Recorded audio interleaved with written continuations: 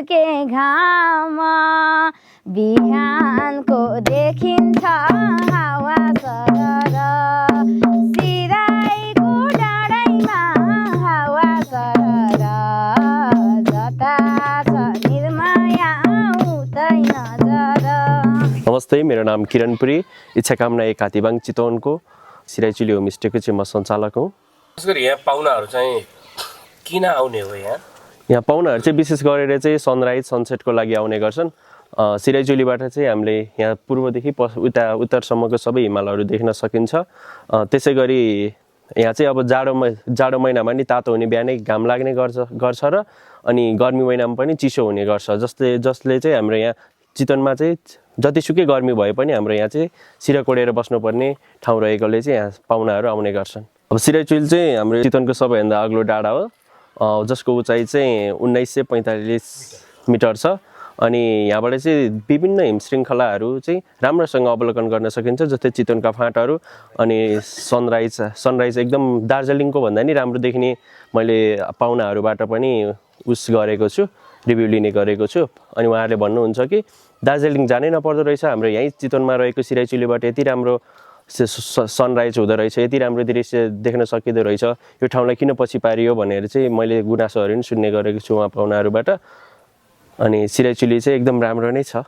कति टाइममा पुग्न सकिन्छ? हात्तीबाङ आएर बास बस्यो पर्यटक? यहाँबाट चाहिँ हामी मोटर बाटो नै गएको छ अहिले चाहिँ माथिसम्म। अनि त्यहाँसम्म मोटर बाटोमा गयो भने चाहिँ हामी त्यही 20-25 मिनट हिँडेर नै आनन्दले पुग्न सकिन्छ भने हामी यहीँबाट चाहिँ बिहान चाहिँ 1.5 घन्टा जतिमा हिँड्न चाहनेहरूको लागि चाहिँ यहाँबाट 1.5 घन्टा हिँडेर चाहिँ आनन्दले पुग्न सकिन्छ। जस्तै हिँड्न नसक्ने मान्छेहरू 1.5 घन्टामा चाहिँ आनन्दले पुग्न सकिन्छ। अब यहाँ चाहिँ पाहुनाहरू आउँदाखेरि हजुर यहाँ बस्नलाई खानलाई के छ यहाँको व्यवस्था? अब ठुल्ठुला रिसोर्टहरू छन् कि कसरी यहाँ चाहिँ व्यवस्थापन हुन्छ? रिसोर्टहरू त्यस्तो ठुल्ठुलो रिसोर्टहरू त छैन, जस्तै हामीले चाहिँ यो घरबास सञ्चालन गर्दै आइरहेका छौँ। अनि हामीले चाहिँ यहाँ आउने पाहुनाहरूलाई चाहिँ यहीँ उत्पादन भएको लोकल खानेकुराहरू जस्तै ढिँडो, सिस्नु, सागहरू हामीले चाहिँ यहाँ बजारबाट नल्याइकन यहीँ नै उत्पादन भएको खानेकुराहरू चाहिँ खुवाउने गरेका छौँ। अनि यहाँको विशेष भनेको चाहिँ नै लोकल जस्तै अर्ग्यानिक खानेकुराहरू हो के। अब यहीँ उत्पादन भएको लोकल कुखुराको भाले भयो, त्यसै गरी अनि यहीँ उत्पादन भएको सागसब्जीहरू भयो, अनि सिस्नु भयो, ढिँडो भयो, यही नै हामीले खुवाउने गरेका छौँ। अनि ठुल्ठुलो होटलहरू त छैन। अनि यहाँ आउने पाहुनाहरूको लागि चाहिँ हामीले त्यसरी नै व्यवस्था गर्ने गरेका छौँ। कतिको महँगो पर्छ त्यो होमस्टेहरूमा बस्दाखेरि? त्यस्तो महँगो पर्दैन। तपाईँहरू यति माथि छ कति महँगो पर्ने होला भनेर सोच्नु पर्ने आवश्यकता चाहिँ छैन। त्यस्तो एक्सपेन्सिभ भन्ने चाहिँ छैन हाम्रो यहाँ। जस्तै अब रिजनेबल प्राइस नै छ क्या यहाँ चाहिँ हाम्रो, त्यस्तो एक्सपेन्सिभ चाहिँ छैन। जस्तो भन्न मिल्छ कोठाको चाहिँ एउटा चाहिँ जस्तै हजुरहरू प्याकेजमा आउनुभयो भने चाहिँ हामीले 750मा चाहिँ हामीले चाहिँ खाना बस्न बिहानको ब्रेकफास्ट सहित दिने गरेका छौँ। अनि त्यसै गरी खानामा चाहिँ हामीले चिकन खाना दिने गरेका छौँ। अब हामीले चाहिँ त्यसमा विशेष गरेर अहिले चाहिँ हामीले यहीँ उत्पादन भएको ब्रोइलरै भए पनि यहाँ र तलकोमा धेरै नै फरक पर्ने गर्छ। हामीले चाहिँ ब्रोइलर चिकन खाना खुवाउने गरेका छौँ। अनि त्यसपछि त्यसमा रुम पनि भयो, त्यसपछि बिहानको हाम्रो ब्रेकफास्ट पनि पाउने दिने गरेका छौँ 750मै। अनि यति सस्तो प्राइसमा पाउन सायद मुस्किलै पर्छ नि त जहाँ। अनि हामीले चाहिँ यति छोटो थोरै प्राइसमा नै यस्तो खुवाउने गरेका छौँ। अनि तपाईँहरू त्यस्तो एक्सपेन्सिभ भन्ने चाहिँ सोच्नै नपर्दा नै हुन्छ। अनि हामीले सबै यहाँ उत्पादन हुने भएकोले नै सस्तो पर्न जान्छ कि। कति वर्षदेखि सञ्चालन गर्नुभएको यो होमस्टे? होमस्टे त हामीले धेरै नै पहिलेदेखि नै बुवाले पहिला सञ्चालन गर्दै आउनुभएको थियो। अनि जब म अब अलिकति ठुलो भएँ, अब मैले चाहिँ अब व्यवस्थित गर्नुपर्छ भन्ने तरिकाले चाहिँ म अब विदेश नगइकन अब यहीँ गाउँठाउँमै केही गरौँ कि भनेर अब यसलाई अघि बढाउने सोचिरहेको छु।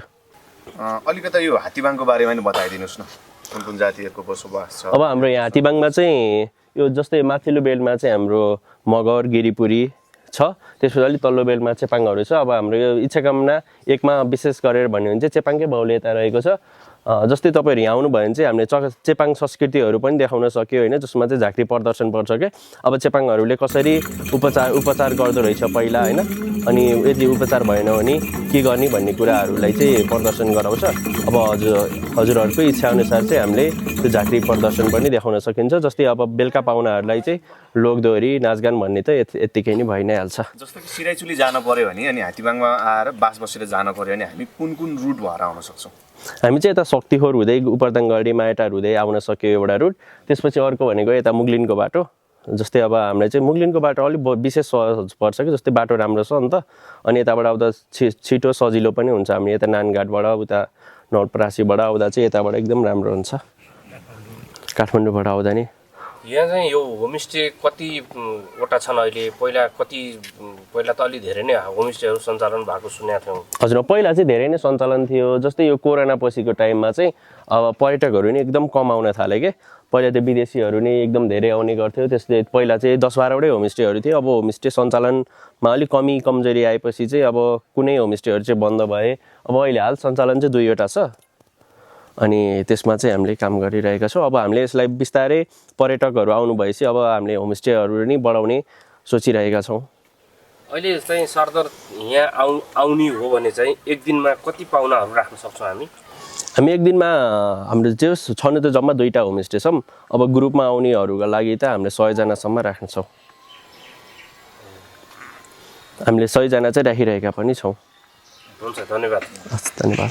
घरको छाना